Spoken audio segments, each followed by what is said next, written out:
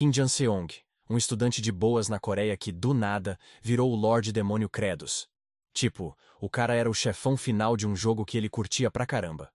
O objetivo do game? Basicamente, ressuscitar um herói paladino ancião que tava só tirando um cochilo. Mas a vida de Lorde Demônio não era só festa, viu? A treta do Credos agora era outra. As portas se abriram e Záferos, um ajudante nível 15, chegou na moral. Chefe, o preparo pra guerra tá pronto. Esse era o exército do Credos, e a galera não era fraca não. Tinha o Azurati, nível 534, a Azirg, nível 531, a Monarca do Frio, Mogata, o Artok, nível 555, e o Baal, nível 539, o Homem-Pedra. Uma equipe de peso. Mas o Credos, meio que surpreendendo geral, mandou a real. Demônios, parem o ataque e vamos cultivar. Sim, ele mandou todo mundo virar agricultor. Os generais, claro, ficaram tipo, que papo é esse, chefe? Mas o Credos não deu mole, impôs a moral dele e a galera aquietou. O motivo dessa reviravolta? Credos manjava que, se essa guerra rolasse, ele ia pro saco na certa. O tal herói paladino adormecido estava num nível absurdamente alto, 9.990, e com uma armadura lendária que era tipo um passe VIP para invencibilidade. Do estudante ao chefe do mal. Uma virada inesperada. Antes de virar Lorde Demônio, Kim Jan-seong era um estudante fera em agricultura, sonhando em ser um fazendeiro rico. Ele era o melhor aluno, mas acabou virando tipo um escravo dos professores, fazendo todo o trampo enquanto eles levavam o crédito. A única fuga do coitado era jogar. Ele pegou um game tão difícil que ninguém tinha zerado. Pela 19ª vez. O cara jogava sem dormir, buscando aquela sensação de vitória, e pá! Foi o primeiro a zerar 19 vezes, derrotando o Lorde Demônio. Quando ele se preparava para tentar a 20ª vez, que seria um inferno, a tela brilhou, e ele sentiu a alma sendo sugada, atravessando a tela e chegando a outro mundo. Ele estranhou tudo, mas viu a Torre da Vida e a tumba do Paladino, confirmando que estava no jogo. Ele até pensou, vou entrar no meu personagem upadíssimo e ser o mais foda de todos. Só que rolou um contratempo. Ele não queria entrar no personagem com aquela skin, lá ele. O sistema então o guiou para outro lugar, e ele não gostou nem um pouco, mas já era tarde demais. De volta ao presente, Credos se lamentava por não ter virado o Paladino, o personagem mais roubado do jogo. Ele começou a ouvir seus subordinados cochichando que ele estava fraco e com medinho de lutar, e que iam cortar a cabeça dele. O Artok, porém, foi mais realista. Se a gente for em 4, pelo menos 2 morrem. Asura até topou servir de escudo, mas ele queria ver se o chefe estava mesmo fraquejando antes. Záferos, tipo um fofoqueiro oficial, reportou a Credos que a moral do exército estava no chão, com demônios se comendo e vazando do território. E o pior, os 4 generais estavam tramando para derrubar ele. Credos sabia que não aguentava os 4 de uma vez. Ele até pensou em atacar o mundo humano de novo, já que o Paladino era só um cadáver. Mas Záferos mostrou um vídeo da tumba do Paladino, com umas cenas meio sinistras, que mostravam o Paladino arrancando os olhos de um general e mandando uma foto para Credos. Tipo, tô de olho em você, vacilão. Invadir já não era opção. O jeito era resolver o problema da comida pra galera aquietar. Credos avisou Záferos que ia procurar um lugar para plantar. Záferos estranhou, porque o Credos, que era mó arrogante e sem educação, estava pedindo perdão. Credos lembrou que Záferos era só um NPC popular, mas não muito forte, e que ele mesmo tinha zerado o cara rapidinho no game. Záferos continuou de zoeira, falando que o Credos não tinha memória, que outros Lordes Demônio já tinham tentado plantar ali, mas a terra era zoada. Credos sabia que era a terra da morte, mas confiava nas suas habilidades para dar um jeito. Mesmo odiando mexer com terra, ele tinha que fazer, ou era caixão. Ele pegou um punhado de terra, notou que faltava nitrogênio, essencial para plantar. As plantas não pegam nitrogênio direto do ar, então ele ia ter que usar a parada da natureza, relâmpago. Sim, o Credos tinha poder de raio. Ele decidiu testar, ativando a magia de sangue. Doeu pra caramba. Ele percebeu os generais espiando, achando que ele estava fraco.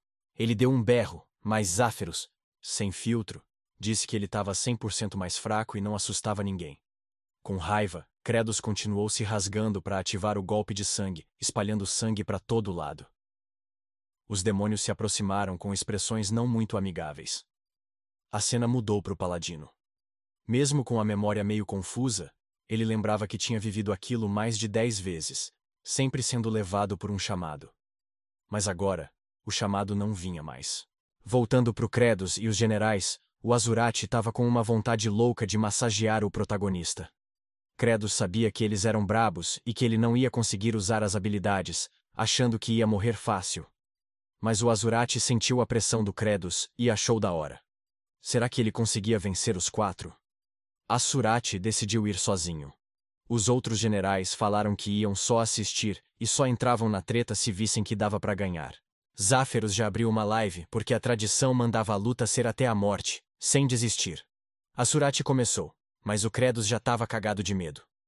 Ele testou a força antes da briga, e o ruim é que ele era só forte, nada além. E não deu tempo de testar mais nada porque Azurati já estava vindo. Mas o Credos já conhecia o movimento do jogo. Investida ou corte. Sabendo a trajetória, ele desviou, notando o pé esquerdo do Azurati para fora, indicando investida, igualzinho no jogo. Ele desviou de novo.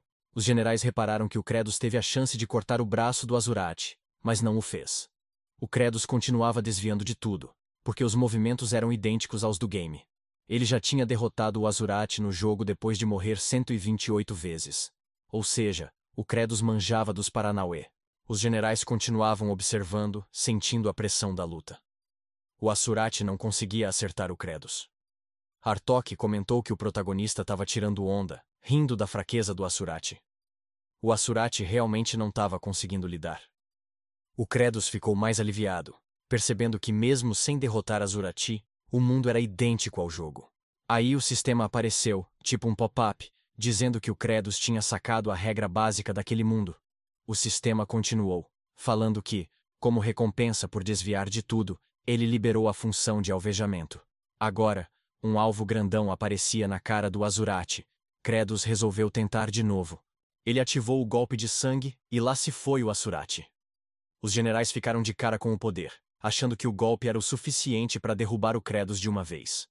Mas o Azurati ainda estava vivo, mesmo depois de tomar um golpe que era para ser insta-kill. A regeneração do cara era nível hard. Credos atacou de novo. Agora os generais estavam tremendo, vendo que aquilo virou tortura. Mas o Azurati não morria. Aí o sistema mandou mais uma mensagem. O protagonista conseguiu rasgar todas as roupas do Azurati, deixando ele peladão. Com isso, uma nova habilidade foi desbloqueada. Remoção de armadura de inventário. Uma habilidade meio bosta, que só mostra as roupas que o Credos já tem. Credos pensou em como acabar com o Azurati, já que não tinha força para matar. Mas ele percebeu que, como o alvo ainda aparecia, ele podia encher o chão de nitrogênio. Vendo que todo mundo estava morrendo de medo dele, ele chamou a Sirg e pediu para ela amarrar o Azurati.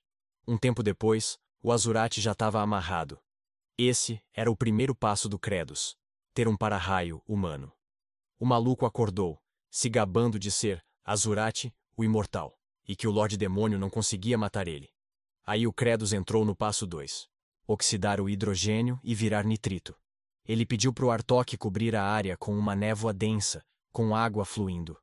Artok pensou que o Credos estava bolando uma tortura criativa para molhar o lugar e o raio ficar mais potente. Mas ele obedeceu. Entra o passo 3. Espalhar a névoa. E o passo 4. Golpear mais e mais. O Credos estava empolgado. Se continuasse assim, ele ia conseguir melhorar a terra. O tempo passou. E ele já estava testando a areia. Ele percebeu que precisava continuar o método. E o próximo passo era no solo. Resumindo a explicação dele, o solo estava um lixo, sem oxigênio e água. O ideal para plantar é um solo soltinho. Por isso, a próxima coisa que ele precisava era esterco. Sim, literalmente cocô. Ele mandou todos os generais buscarem esterco. Para eles, era tipo um castigo. E eles pensaram que o Credos era cruel até o talo. A história mudou para uma floresta gigante, onde a gente vê o paladino. Ele percebeu alguém pedindo ajuda. Uns feridos também o viram e gritaram por socorro, dizendo que foram atacados por goblins. Eles prometeram até recompensa se o paladino ajudasse. Mas quando viram a roupa do paladino, ficaram assustados.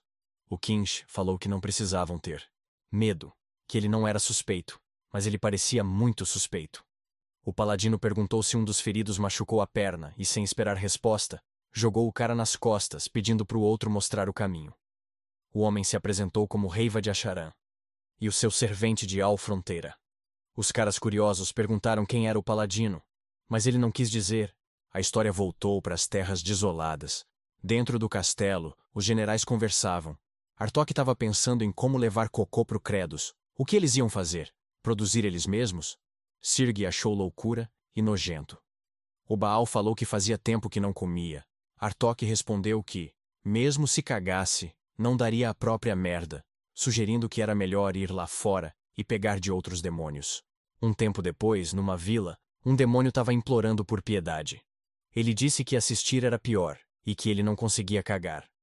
Artok chegou perguntando por que estava demorando. O demônio explicou que era difícil porque não comia há tempo.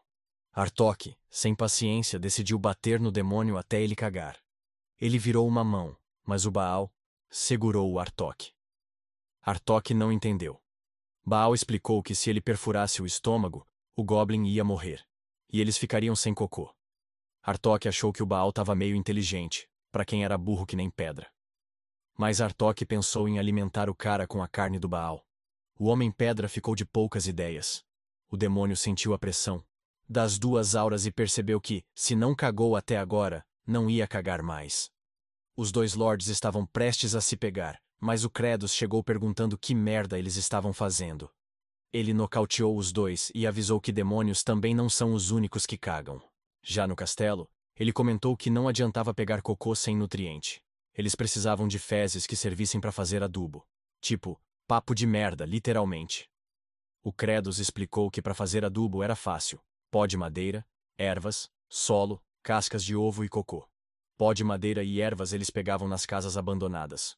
O problema era as cascas de ovos e bosta de galinha. Mas o Credos lembrou de algo. Ele pediu um mapa da terra para Zéfiros.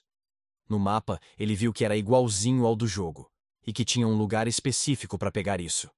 O habitat das cegonhas demoníacas.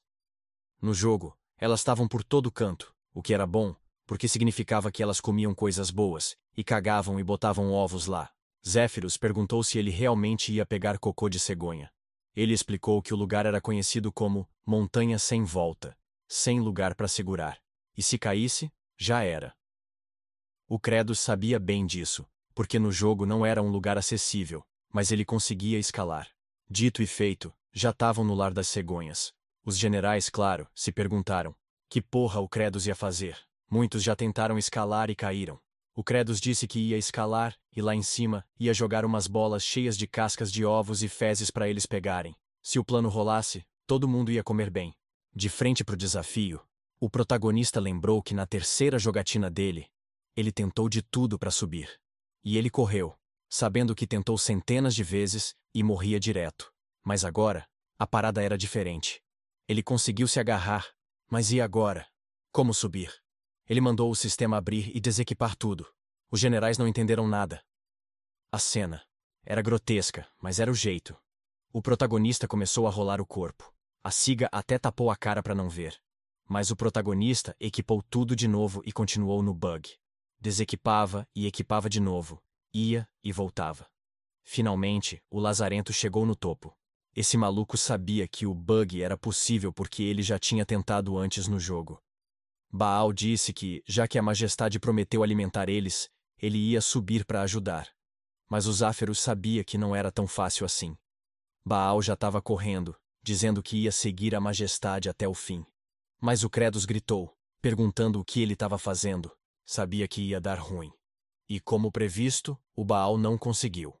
No último instante, o protagonista conseguiu segurar ele, abusando do bug de novo. O ruim é que o Credos não esperava que o Homem-Pedra fosse tão pesado. Por que ele estava ajudando, afinal? Se ele morresse, seria menos um tentando matar ele. Ele disse para o Baal entender. Ele não tinha motivo nenhum para ajudar. Porém, ele lembrou de um amigo pedindo ajuda. O professor não queria deixar o cara entregar a atividade, querendo escravizá-lo. O amigo só queria que o protagonista pedisse para o professor dar uma olhada, porque o professor amava o protagonista, já que ele era o melhor. Então, o que custava falar? O professor ia ouvir na certa. Mas o protagonista foi curto e grosso. O problema é seu. E vazou. Na verdade, ele só tinha medo de pedir. Pensava que o colocaria em desvantagem. Mas talvez... Bom, não importa. O que importa é não cometer o mesmo erro. A história mudou. Ele ia usar tudo o que tinha, indo até o limite. Ele começou a balançar o Baal, com o braço quase arrebentando. Mas mesmo assim, conseguiu arremessar o Baal para cima. Na moral, era mais fácil o Homem-Pedra ter ficado lá embaixo. Mas enfim, o protagonista já chegou até ali, então tá tudo bem. O Homem-Pedra falou que o Credos arriscou tudo para salvar ele sem precisar. Mas o Credos disse que tinha sim um porquê. Salvar dói menos do que abandonar um seguidor e se arrepender depois. O Homem-Pedra, quando ouviu isso, ficou super comovido. O Credos pensou que devia ter feito isso com o gordinho também, mas agora era tarde. A única coisa que podia fazer era pedir perdão e desculpa.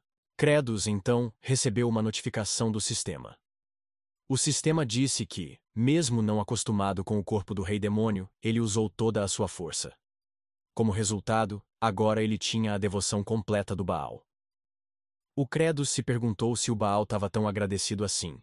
O sistema também avisou que, em honra a essa conquista, toda vez que o protagonista desse uma felicidade para o sistema, ele ganharia um monte de pontos. Resumindo, o sistema de acumulação estava aberto. Credos pensou nos pontos de felicidade. Ele disse que conhecia isso. Era algo que dava desconto em sorvetes. Será que nesse mundo tinha sorvete? O sistema ouviu isso e ficou puto. Claro que não. Que tipo de jogo venderia sorvete? Percebendo que o protagonista era muito burro, ele explicou em detalhes. Para cada soldado do exército demônio que ficasse feliz e com a barriga cheia, ele ganharia um ponto de felicidade. Ele podia usar esses pontos para comprar atributos, porque atualmente só usava 20% da força do Lorde Demônio Credos. Analisando os atributos, ele decidiu pegar 10 de vigor. Só que para comprar 10% de vigor, precisava de 50 pontos, e ele não tinha nenhum. Antes que o sistema esquecesse, ele também podia usar os pontos de felicidade para comprar e melhorar habilidades. Só que para melhorar o golpe de sangue, precisava de 250 pontos. A situação de Credos estava tensa. Mas pensando pelo lado bom, se ele conseguisse plantar de verdade, ia conseguir bastante PF. Aí ele ia ficar muito mais forte e aumentar a chance de sobreviver. O Credos pensou que ser agradecido por alguém seria bem legal. Credos gritou para seus generais que ia encher as cascas de ovos com merda e ia jogar lá, embaixo. E era para eles pegarem. Ninguém entendeu nada. Quer dizer, até entenderam, mas pô, ter que pegar merda? Mas o Credos não deu tempo. Já tinha merda para todo lado. O protagonista só queria saber de plantar e ia dar o máximo para conseguir. Um tempo passou, e o protagonista disse que o primeiro passo era fazer adubo. Bosta de gaivota, cascas de ovo, cinzas de madeira e a preparação do solo. Depois, misturar tudo muito bem. Aí o Credos chamou a Sig. Ele pediu para ela esmagar e triturar tudo. Mas ela não acreditou que ele estava pedindo isso para ela. A monarca do frio moendo cocô? Credos, com uma cara de dar medo, disse que tudo bem, ia dar uma tarefa mais simples. Ela só precisava ficar paradinha. Simples, né? Cara, ela ficou convencida e começou a trabalhar rapidinho. O Credos se assustou com aquilo, mas manteve a postura. Ele não podia baixar a guarda. Essa galera é pavio curto demais. O protagonista continuou, indo para o segundo passo. Adicionar água. Ele pediu para o Artok preencher o ar com névoa. Mas Artok questionou. Afinal, o fedor ia ficar muito pior. Dessa vez, ele nem falou nada. Só apontou para o Azurati. E acredite ou não, Artok ficou convencido na hora. Baal comentou que a mistura ficou mais macia. Como o protagonista tinha dito, o terceiro passo era colocar o adubo em um lugar seco e cobrir. Mas mesmo fazendo pouco, demoraria muito. Então, para cobrir todo aquele espaço de terra com adubo, ele ia ter que botar o exército demônio todo para trabalhar. Usando a autoridade do Lorde Demônio, o tempo passou. Já estavam numa das vilas demoníacas. Uma menininha chamou o pai dela. Ele perguntou o que foi e a chamou de Flute. Chorando, ela pediu para o pai comer. Mas o pai ficou bravo e mandou ela parar de falar aquilo. Flute falou que sentia muita falta da mãe. Flute lembrou de quando estava de frente com um demônio. Ele implorou para não ser comida, mas o demônio, faminto, nem ligou. Aí a mãe dela entrou na frente. Flute ficou surpresa na hora e chamou a mãe. Mas ela só olhou para trás com um sorriso, e em seguida foi devorada. Com certeza isso foi mega traumatizante para ela. Não só para ela, mas também para o seu pai. Um barulho repentino chama a atenção do demônio. Ele grita quando percebe que é o Credos invadindo a casa dele. Só que o protagonista percebe que ele tem bastante força para gritar, né? Então o demônio vai ser levado.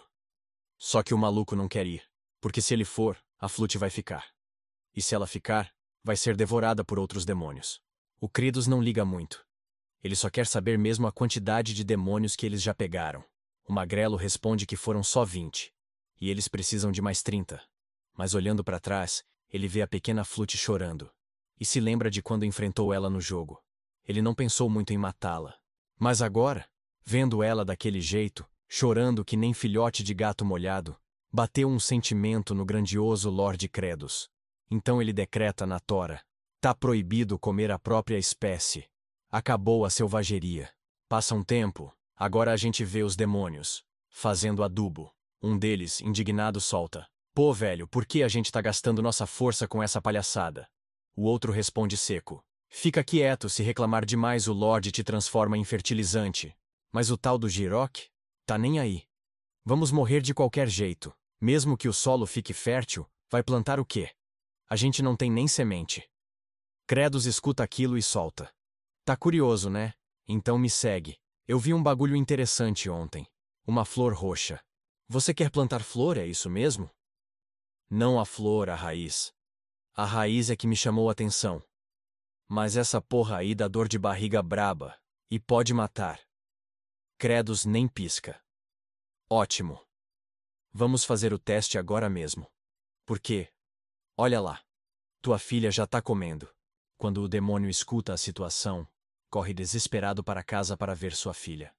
Ao chegar, ordena que Flute não coma, mas se surpreende ao vê-la bem, comendo bastante e sem sentir dor. Ela confirma que já havia comido aquilo antes e nada sentiu. O protagonista afirma que aquilo se chama batata. Flute agradece a Credos pela gentileza com demônios inferiores. O sistema informa que parte do exército está feliz por ter comido. E Credos recebe seu primeiro ponto de felicidade.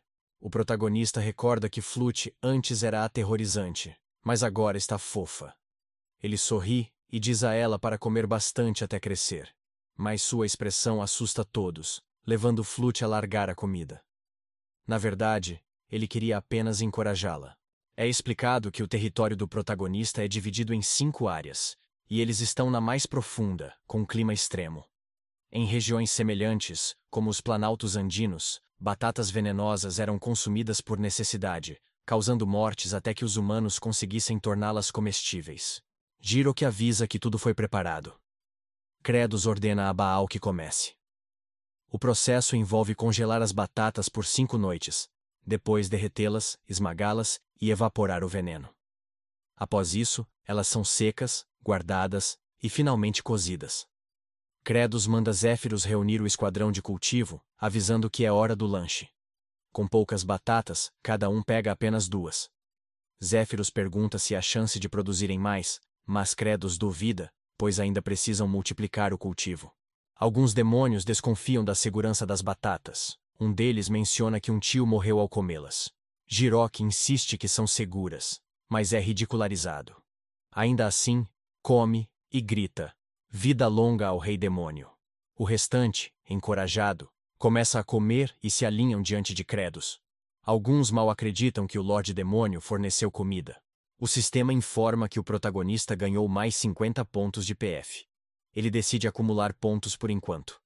Zéfiros espalha a notícia. Credos dará comida a quem trabalhar. Os demônios se dedicam ao trabalho. Até Flute e os generais participam.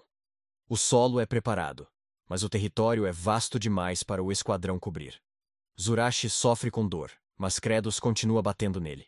No trono, Credos pergunta se os mensageiros foram enviados. Zéfiros confirma. A mensagem solicitava o envio de tropas dos 4 mestres estelares, mas ninguém respondeu. Credos suspeita que os mensageiros foram mortos ou morreram de fome. Em outro território, o primeiro mestre estelar confirma que Credos iniciou a agricultura e já produziu comida. Sarutu, o pai dos mortos, acha que Credos age por medo. Ele se fortalece com a morte de demônios. Sarutu ordena a destruição de tudo relacionado à agricultura. Fikamir é encarregado da missão. No território de Credos, Fikamir se surpreende ao ver Sorate transformado em um cadáver ambulante. Ele ativa seus espectros e ordena que destruam a terra, misturando tudo para que não possa ser reaproveitada.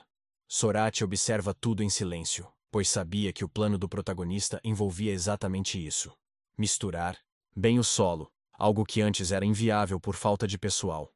Os espectros realizam esse trabalho, sentindo um estranho orgulho.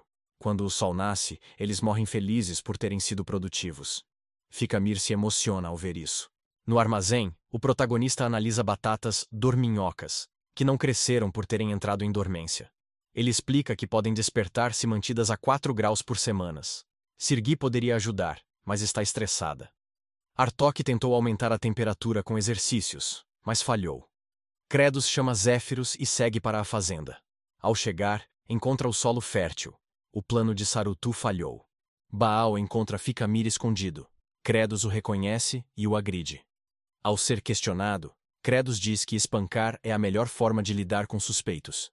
Fikamir resiste, mas após o protagonista gastar 50 PF para aumentar o vigor, ele confessa. O plano era bagunçar a terra e causar fome. No castelo, Credos conclui que Sarutu interceptou os mensageiros. Zéfiros propõe derrotar Sarutu para intimidar os demais. O problema é que Sarutu pode virar um fantasma e se esconder. Credos sabe que ele sempre recorre ao coração do espírito de gelo, onde invoca seguidores com um artefato dracônico. Flute agradece a Zurashi pelo sacrifício que permite a todos comerem. Ele se irrita, achando que ela está debochando, e jura vingança. Em comemoração ao novo para-raio, os demônios fazem uma festa. Izurashi comemora não ser mais o único. Mas acaba sendo colocado junto com o novo para-raio, e ambos sofrem juntos. Saruto observa tudo por sua esfera mágica. Credos continua espancando Fikamir. Ele percebe que está sendo observado por Saruto. Flute trabalha na plantação, querendo ajudar. Zurashi não entende o que ela faz, mas ela insiste em colaborar. No castelo, Zéfiros teme que Saruto perceba a armadilha. Credos afirma que ele mandará seus soldados primeiro, e por isso montou um exército de prontidão. Saruto ordena a destruição das batatas, enviando seus espectros da colheita. Ao entrarem, encontram Credos esperando. Ele sabe que esses espectros são a segunda elite de Saruto. Se movem em hordas, copiam habilidades e aceleram o envelhecimento. Credos ativa sua habilidade. Transforma seu sangue em eletricidade e fecha as saídas. Os fazendeiros invadem e destroem os espectros. Alguns sobrevivem, mas Credos os elimina pessoalmente. Ele encontra Flute entre as batatas e a protege. Ele lança uma batata em um espectro, que é absorvido por ela. A batata vira um broto, resultado da aceleração biológica causada pelos espectros. Ele reconhece o feito de Flute. Credos decide mudar a estratégia. Agora, vão atacar. No campo, Zurashi sente fome. Flute tenta ajudá-lo lançando batatas, mas o acerta várias vezes antes de conseguir. O sistema informa que Credos ganhou mais um ponto de felicidade, além dos 300 demônios. Ele ordena que o exército avance. Ao chegarem ao território inimigo, os espectros cortam a ponte. Credos já havia pulado e passou direto. Usando um bug do jogo, ele desaparece na parede, confundindo os inimigos. Ele usa esse truque para reunir os espectros em um único ponto. Quando os espectros atacam, Credos se declara não apenas um Lorde Demônio, mas um jogador experiente. Zéfiros comanda o lançamento de batatas. Credos havia indicado uma área secreta no mapa onde tudo se conecta. Lá, encontrou um atalho e um elixir de metamorfose. O exército comemora as batatas. O protagonista se lembra da promessa de sua avó de que nunca mais passaria fome. Ele declara que qualquer um que tentar impedi-lo será aniquilado. Baal quer ir junto, mas Credos diz que isso é trabalho do chefe. Sarutu, desesperado, tenta invocar mais poder com o coração de gelo. Credos chega e o confronta. Sarutu ativa sua habilidade de copiar Credos, mas copia uma versão fraca. Credos usa 302 pontos para aumentar seus atributos e derrota Sarutu com facilidade. O sistema mostra que a missão de crescimento foi concluída, e ele recebe a habilidade de invocar o trono do fazendeiro. Mesmo ferido, Sarutu ativa sua forma final. O exército de Kratos chega. Sarutu tenta negociar, mas é atacado. Kratos invoca o trono do fazendeiro, que cai direto em Sarutu. O exército comemora a vitória. As batatas brotam e a colheita está segura. O sistema informa que a missão de derrotar Sarutu 20 vezes foi concluída, ativando um evento oculto. Um dragão nasce do coração do espírito de gelo. O bebê dragão acredita que Kratos é seu pai. O protagonista o acolhe, encantado.